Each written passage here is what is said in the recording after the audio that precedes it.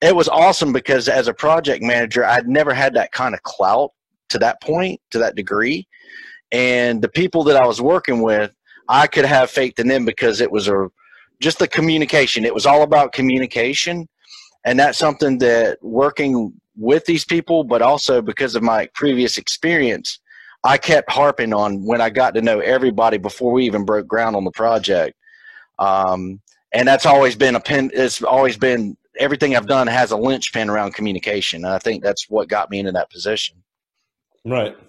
Well, and so it's one thing, right? You say, hey, I want to be the guy or gal who's in charge. I want to put my foot down, and I want to be the person who ultimately the buck stops here, right? So looking around for those ambitious types. I mean, this is what we talk about all the time in regard to 5paragraph.com. If you folks haven't already checked out 5paragraph.com, checked out the 5-paragraph business plan, see what we're talking about here. Because in a moment like this, correct me if I'm wrong here, Brian Tomlinson, one of our colleagues here at 5P. Correct me if I'm wrong, though, but you have to lay out a plan, right? And then contract and construction management and other stuff. And forgive me if this is a loose term, but if you lay out the horse blanket, if you lay out the calendar, if you put down everything, it gives a warm and fuzzy for somebody who is above you as far as your overall leader. It also gives a warm and fuzzy to your subordinates as far as where they're all going to wind up working, as well as your peers. Don't get me wrong. Absolutely. Oh, I'm sorry. Go ahead. No, that's it. That's case in point. Yep. Absolutely. And I went right into the communication because that is my linchpin, probably my strongest asset. But yes, the plan. Let's get down to the nuts and bolts of how that communication was put into play, because it took a plan. Literally, okay, I said, I had to get a list of people, a very long list, and I had to get the key team leaders that I knew would communicate, but I had to open it up intuitively where I'm like, okay, I sent out introduction emails, exchange phone numbers, and opened up a pathway to where I'm like, this is what I envision. This is what needs to happen. I need to, if I have the incorrect contact to achieve this, please put me into contact with the correct person. This needs to be intuitive. My door is open. But these are the goals, and this is the means that I hope to achieve it through.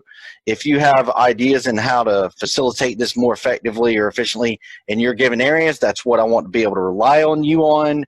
Because I'm up here and I'm over everything else. Having that will make it a lot easier on you guys, as well as myself, as well as the people who are investing into the project. Right. I.e. the owners, chair people, CEOs, and C-suite executives. Because you're involving people in that process, right? You're going to get mission buy-in through that. And here's the thing that absolutely was the warmest welcome that I've ever received on any project is because I involved, just like you stated, these people, they were most of the time used to working in a cubicle 8-9 hours or more a day, and then more than that on large projects like this, but they never had their insights were never appreciated or taken seriously because they were just so focused on their work at hand. And it was never needed before. Nobody ever valued it because you've got, just like any office and department, you got your management and then you've got everybody else below that.